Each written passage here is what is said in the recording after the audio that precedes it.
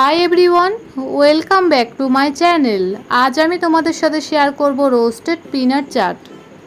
এই রেসিপি তৈরি করার জন্য প্রথমে আমি এখানে নিয়েছি 200 গ্রাম বাদাম, এরপর নিয়েছি শসা কুচনো, পেঁয়াজ কুচি ও লঙ্কা কুচি।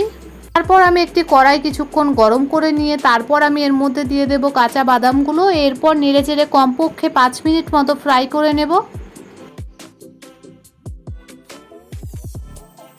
এখানে বাদামগুলো আমার পুরোপুরিভাবে ফ্রাই করা হয়ে গেছে। তারপর আমি একটি বাটিতে তুলে নেব কিছুক্ষণ ঠান্ডা করার জন্য।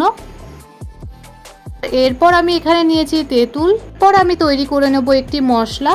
তার জন্য এখানে নিয়েছি একটি শুকনো লঙ্কা, গোলমরিচ, মৌরি, গোটা জিরে ও গোটা ধনে। তারপর সব মশলাগুলো কড়াইয়ে দিয়ে বেশ কিছুক্ষণ ফ্রাই করে নেব।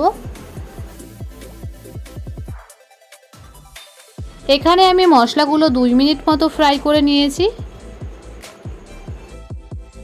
তারপর একটি পাত্রে তুলে নিয়েছি। তারপর আমি পেস্ট করে নিয়েছি। আর এই দিকে বাদামগুলো ঠান্ডা হয়ে যাওয়ার পর আমি বাদামের খোসাগুলো ছাড়িয়ে নেব ভালো করে। বাদামগুলোর আমি খোসা ছাড়িয়েও ভালো করে পরিষ্কার করে একটি পাত্রে তুলে নিয়েছি। তারপর আমি একটি কড়াইয়ে দেব পরিমাণ মতো সরষের তেল। তারপর দেব অল্প পরিমাণ লবণ, অল্প পরিমাণ লঙ্কার গুঁড়ো, অল্প পরিমাণ হলুদ। এরপর দিয়ে দেব বাদামগুলো। এরপর সব কিছু নেড়েচেড়ে কমপক্ষে 2 থেকে 3 মিনিট মতো ফ্রাই করে নেব।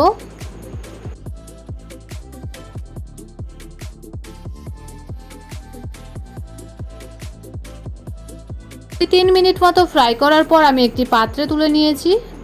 এরপর শুরু হয় মেইন প্রসেস। তার জন্য প্রথমে তৈরি করা বাদামটা দিয়ে দেব। তারপর এর মধ্যে দেব শসা কুচনো।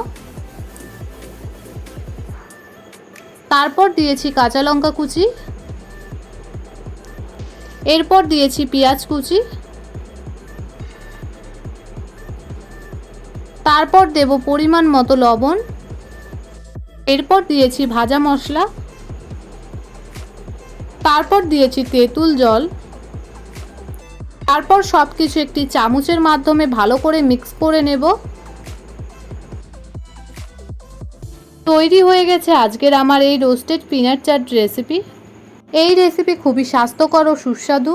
তোমরা বাড়িতে অবশ্যই একবার ট্রাই করে দেখো। তোমাদের যদি আমার এই ভিডিও ভালো লাগে তবে লাইক, কমেন্ট, শেয়ার, সাবস্ক্রাইব